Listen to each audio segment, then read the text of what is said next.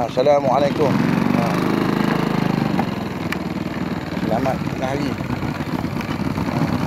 26 hari bulan 5 26 hari bulan 9 2025. Ni sejak timbul peternak baru ni.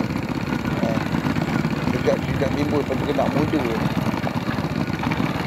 Gen Z ni kan. Sejak 3 tahun ni.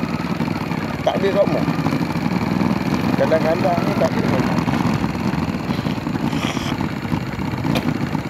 Itu peternak bayi.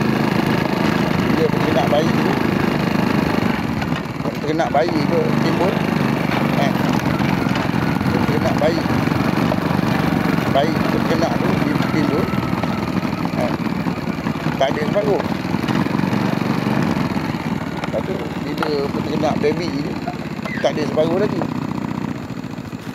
Bila peternak muda ni pun tak ada. Tinggi hanya 1.5 peternak.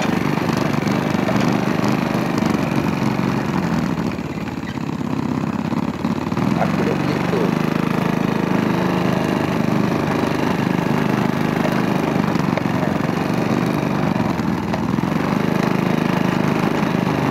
Yang ibu tunggu tanduk panjang tu apa benda adalah video TikTok dia kan. Dulu pun aku tangkap dengan lembu hitam ada 2 ekor. Lembu putih tu ada 1 ekor. Nak pergi lembu putih jalan tu ada. Lembu hitam gajah tu satu. Lembu hitam tu pun ada. Dalam TikTok tu kan. Yang dia kata belah deka apa tu. Bukan deka, kawasan sini ni, dekat-dekat ni. Dekat-dekat dengan kawasan kandang ni. Dekat belah sempadan blok 20 dengan blok 1 lokasi. Kalau poli boleh dapat kesan apa benda kumpulan kelompok ni, siapa ahli kumpulan ni, dah lama dah dia buat video tu.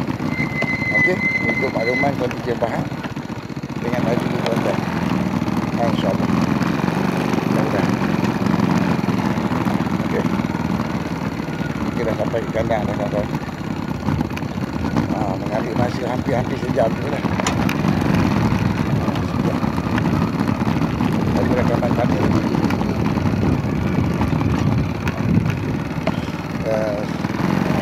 tadi ni pukul 11.41.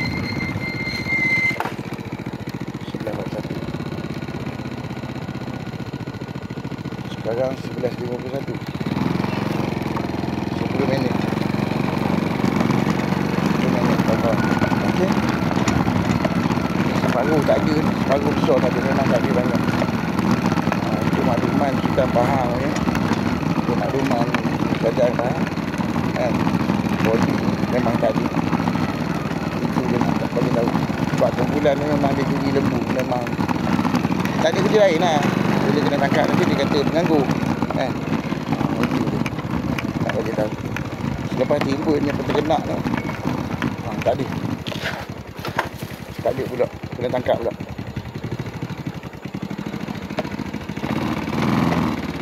Yang bestnya, kawan tu bukan orang sini, tak pernah bawa balik lembu. Tiba-tiba ada banyak lembu. Okey? Itu dia nak bagi tahu, insyaAllah. Terima kasih. Kita jumpa lagi.